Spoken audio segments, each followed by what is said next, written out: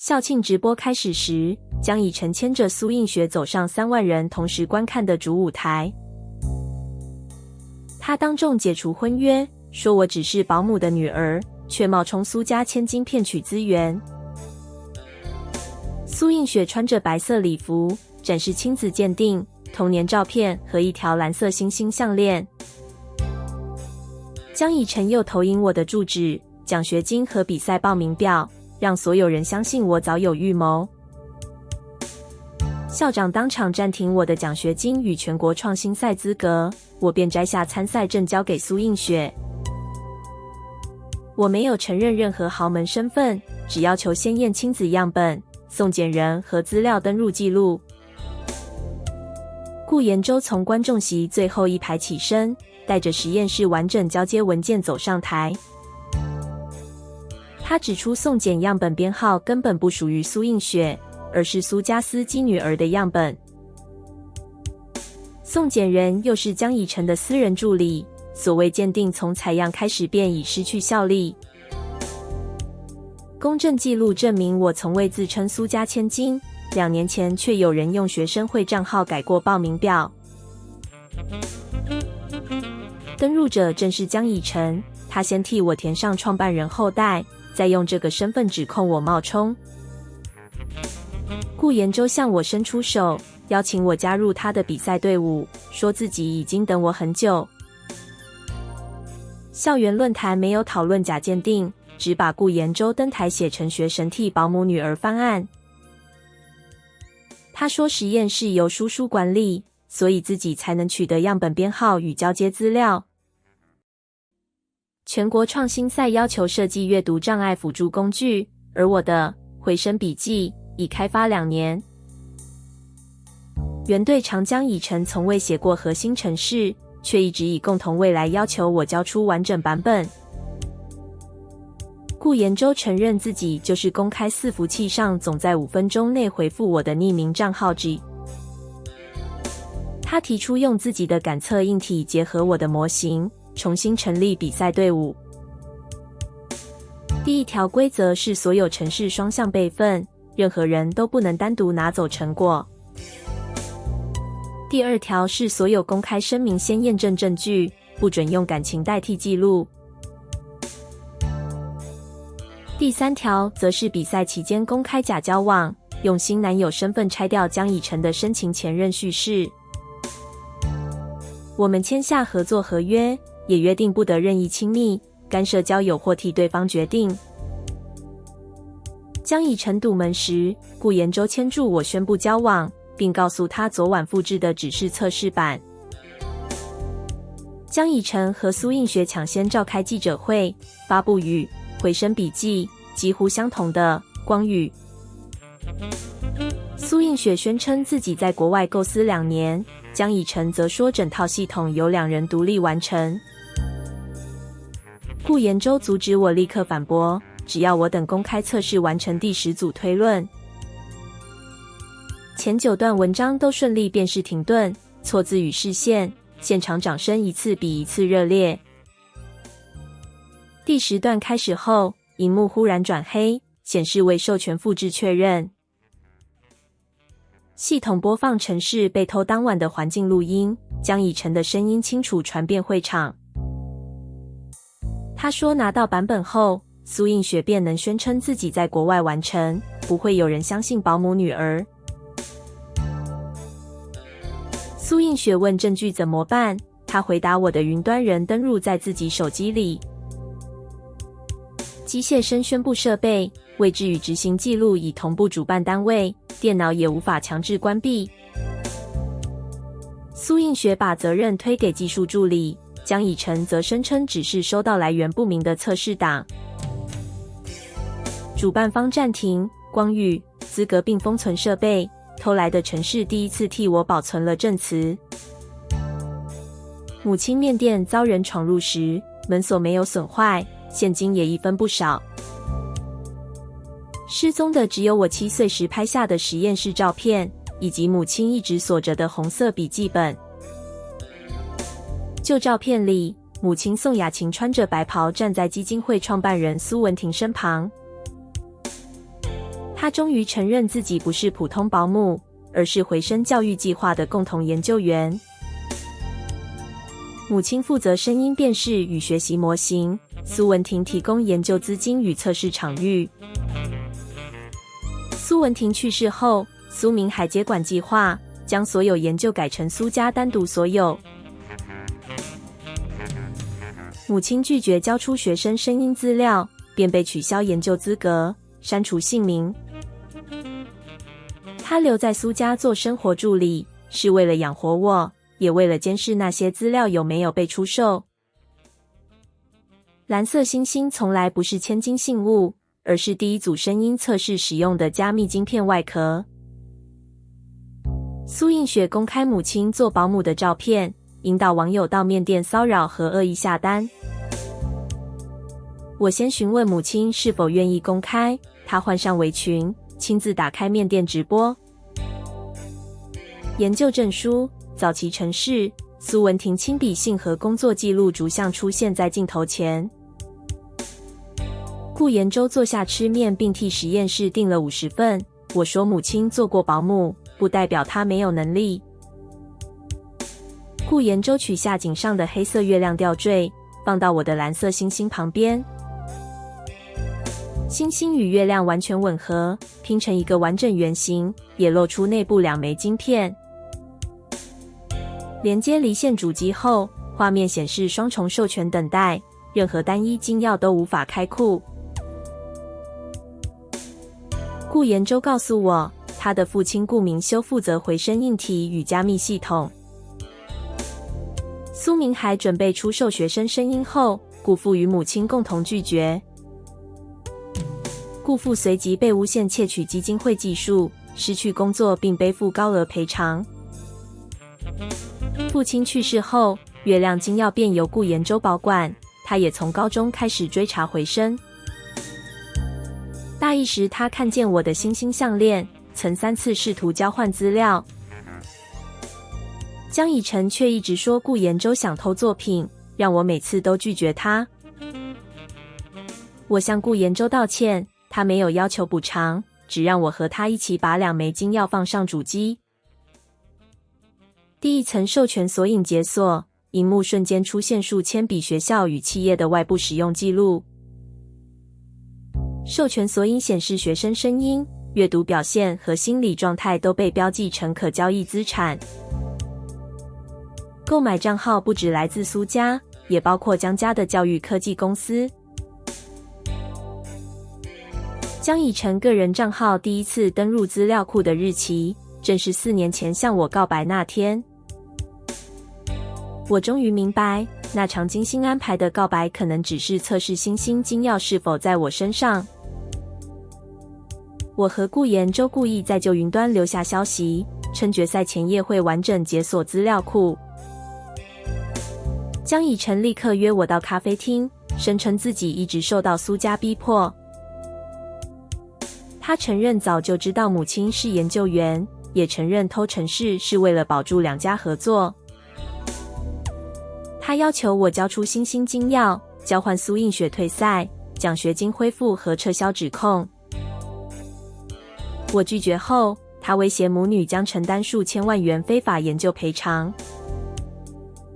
糖罐裡的錄音燈一直閃爍，完整保存了他的知情、交換和勒索。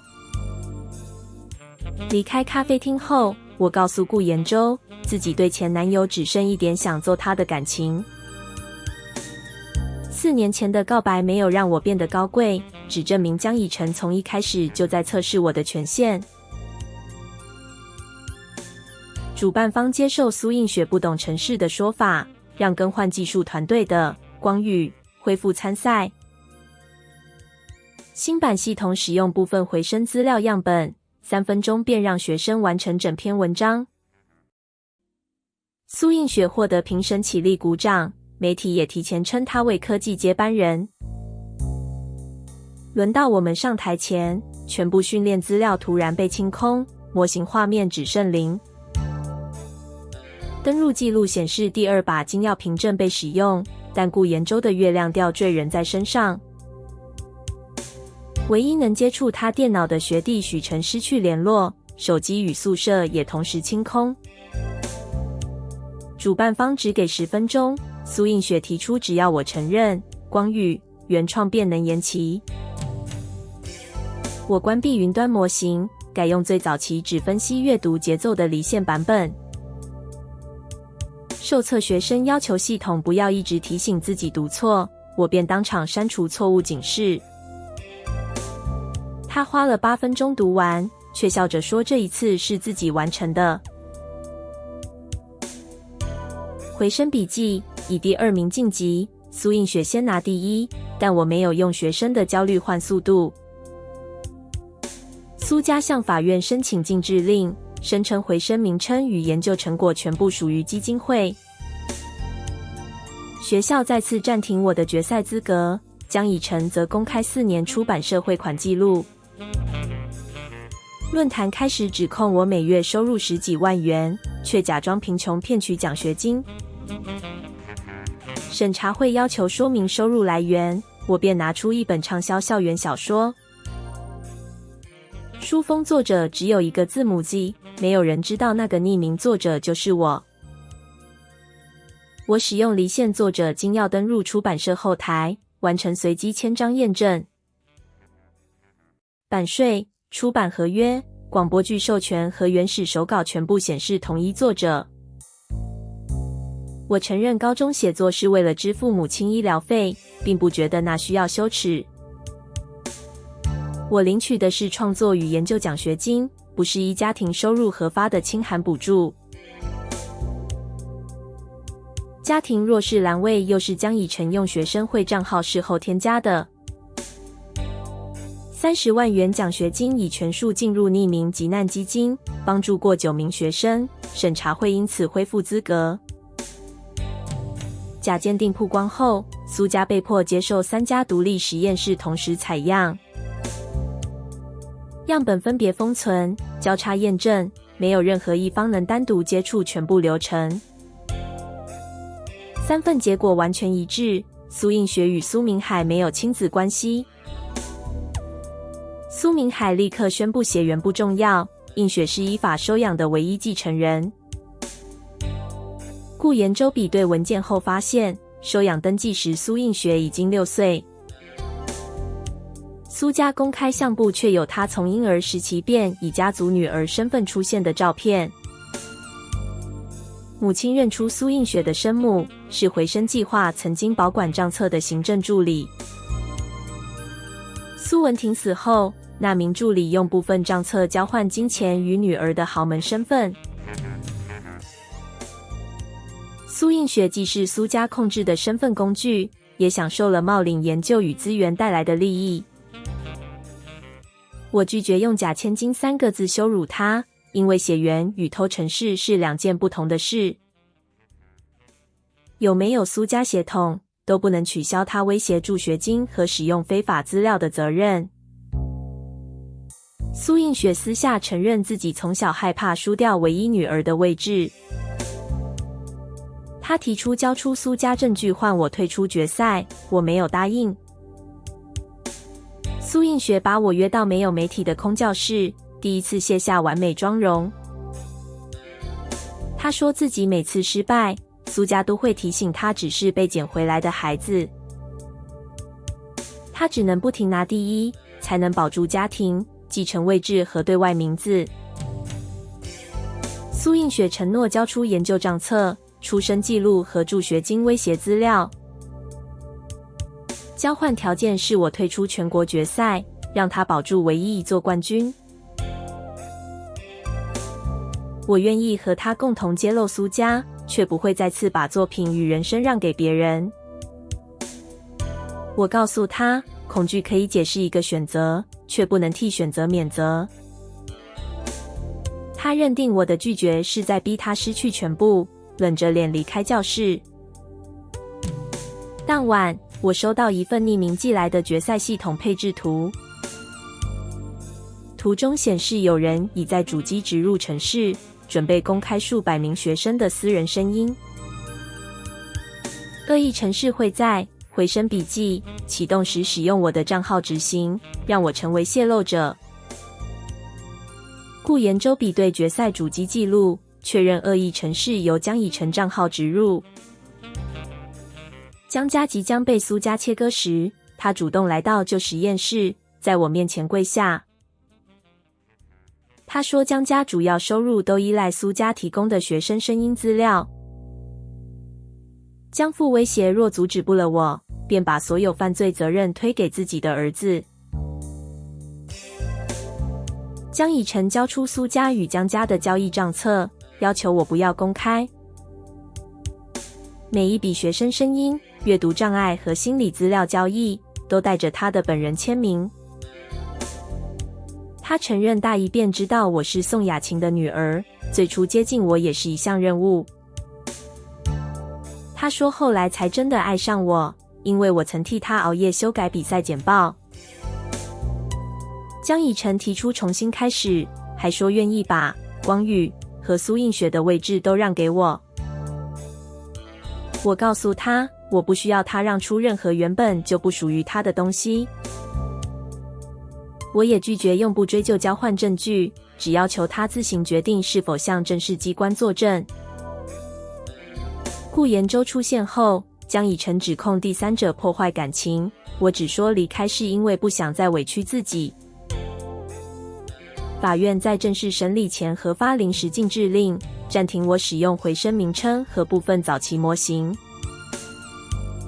學校以避免法律風險為由，再次取消我的決賽展示權。蘇映雪以複選第一名身份取得主舞台、媒體專訪和全部宣傳資源。複製的月亮憑證仍在外部嘗試登入原始賬冊。部分索引開始出現批次刪除和授權轉移指令。許晨手機關機，宿舍清空，沒有人能證明憑證如何外流。蘇家律師又說江以晨的賬冊是私人制作，沒有可信來源。母親擔心麵店和我的安全，第一次要求我暫停比賽。顧延州提出由他單獨承擔硬體和資料指控，讓我退出爭議。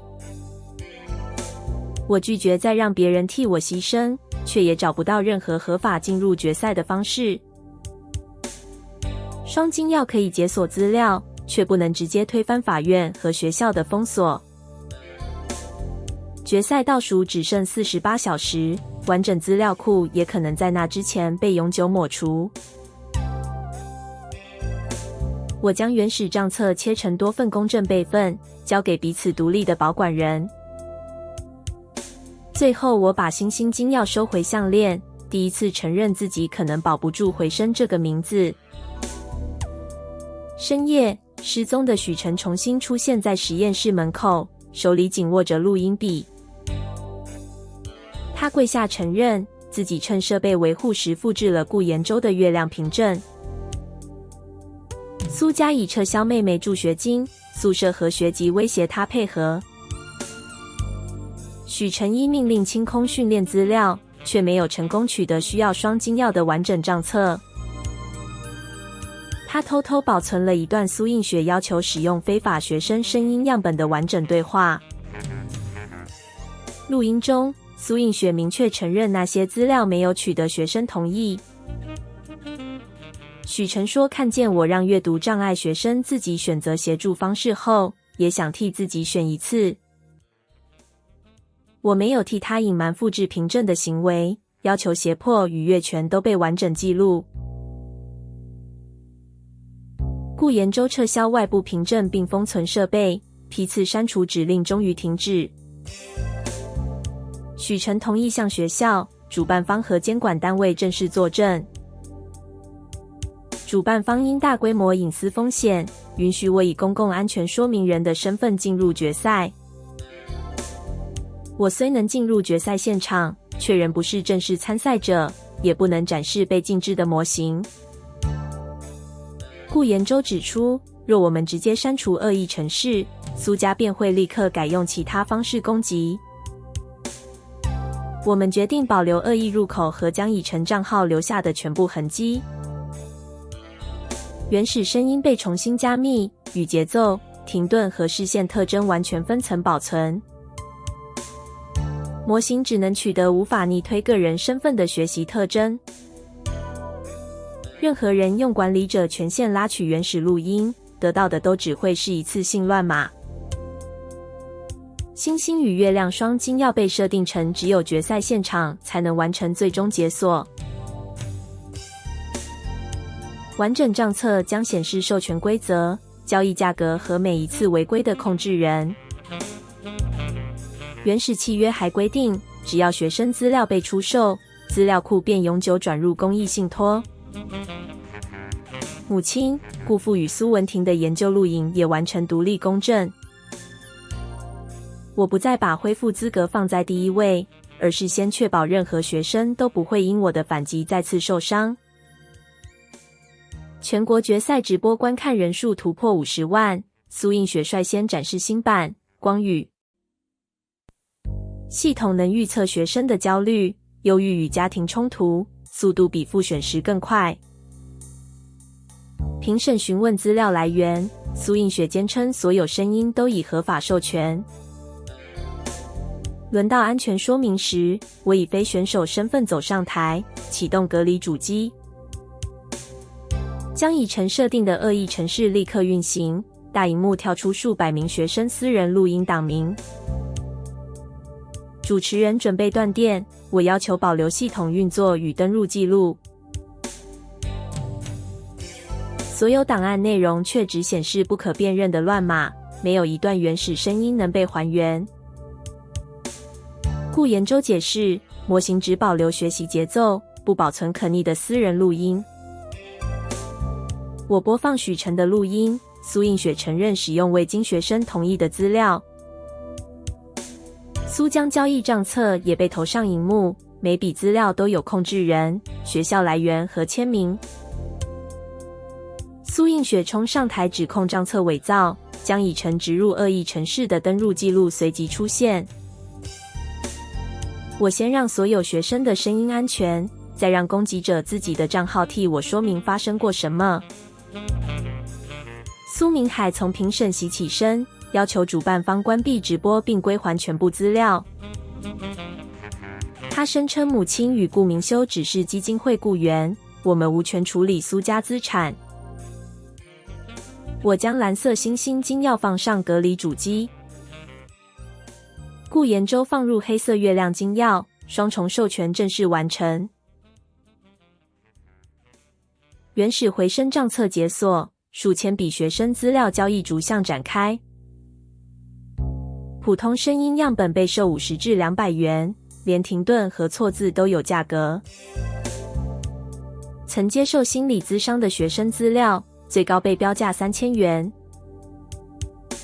控制人欄顯示蘇明海、江家公司和多名學校管理者。原始研究錄影中，母親顧明修和蘇文婷並列坐在實驗室裡。授權規則明定學生資料不得出售，共同研究員姓名也不得刪除。違規後資料庫必須永久轉入獨立公益信託，監管代表確認條款與公證版本一致。顧延洲依原始契約啟動公益信託轉移程序。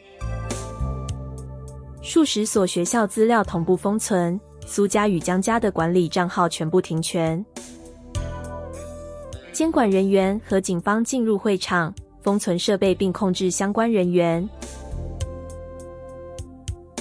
主辦方取消、光宇、資格、重新恢復、回聲筆記的正式評分。回聲音技術、隱私和使用者自主設計獲得全國冠軍。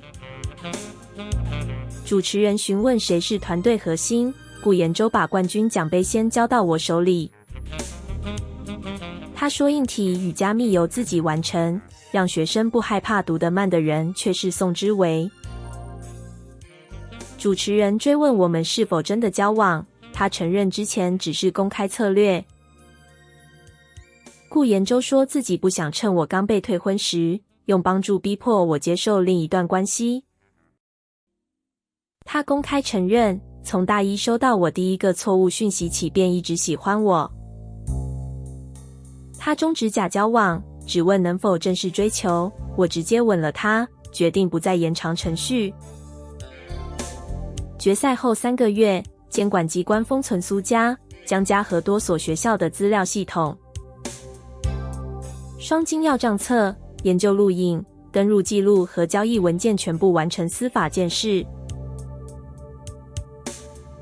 蘇明海因非法交易學生資料、偽造授權和侵占公益資產遭到起訴。蘇家失去回聲資料庫、研究中心與相關商業授權。江家公司即使主動交出部分賬冊，仍需承擔非法購買與轉售責任。江以誠因修改學生資料、竊取程式、植入惡意程式和參與交易接受調查。他失去學生會職務、保送資格和江家資料事業的繼承位置。蘇映雪承認並非蘇家血親，也承認使用非法資料與威脅許成。他願意配合部分調查，仍需承擔偷程式、助學金脅迫和不實陳述的後果。我公開說理解他害怕失去身份，不代表能替他取消責任。母親重新取得回聲共同研究員資格，姓名回到正式研究檔案。顧明修的硬體、加密與拒絕販售資料記錄也全部恢復。學校將實驗室更名為宋雅琴與顧明修學習科技中心。公益信託建立資料提供範圍，使用同意和永久刪除權，讓每名學生自行選擇。回聲不再追求最快閱讀速度，所有被刪除的名字也終於回到自己應在的位置。畢業前，母親站在以自己與顧明修命名的研究中心前拍下第一張合照。他人決定保留麵店，笑着說研究員也需要吃飯。